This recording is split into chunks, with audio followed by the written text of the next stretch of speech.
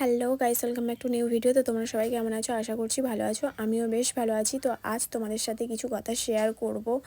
আর তোমরা কে কে আমার এই কথাটার সাথে একমত সেটা আমাকে বলো। তো কিছু মানুষ আছে, আমার চেনা জানা শোনা বলতে পারো, আমাদের খুব কাছের আত্মীয়, আবার ধরা তাদেরকে হয়, কিন্তু তারা প্রকৃতপক্ষে আত্মীয় ঠিক নয়, আমার তো মনে হয় না। তো কেন এই কথাটা বলছি তোমাদেরকে বলি।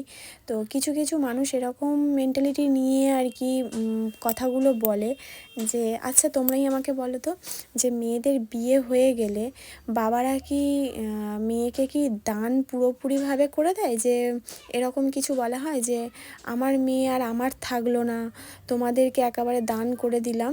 আর তো এরকম কিছু কি কোনো ব্যাপার রয়েছে? তো আমার তো মনে হয় না যে এরকম কোনো কিছু ব্যাপার রয়েছে বলে। তো যাই হোক, এটাই শুনতে হয় যে বিয়ের পর মেয়েদের সবসময় অত বাপের বাড়ি করলে চলে না।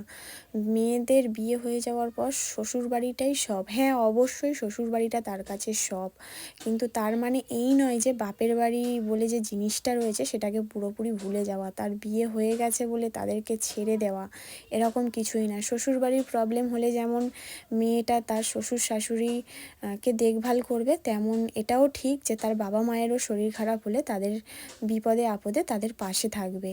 মেয়েটার তখন দুটো পরিবার হয়ে যায়, যেখানে দুটোকেই উভয় পক্ষকে ম্যানেজ করে চলতে হয়। আমার তো এটাই মনে হয়।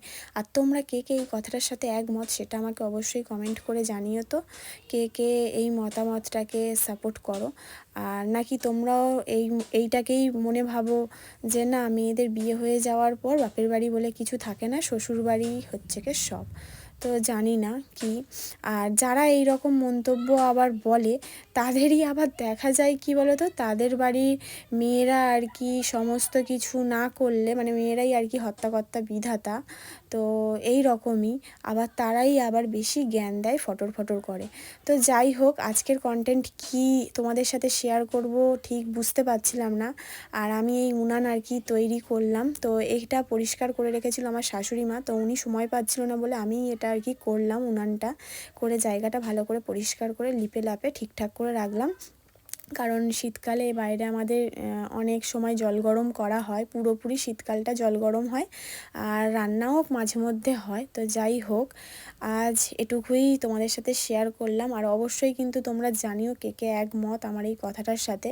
আমি মনে করি মেয়েটার বিয়ে হয়ে যাওয়ার পর মেয়েটা দুটো পরিবারই মেয়েটার কাছে সমান, দুই পরিবারের দায়িত্ব নেওয়াটা মেয়েটার কর্তব্য।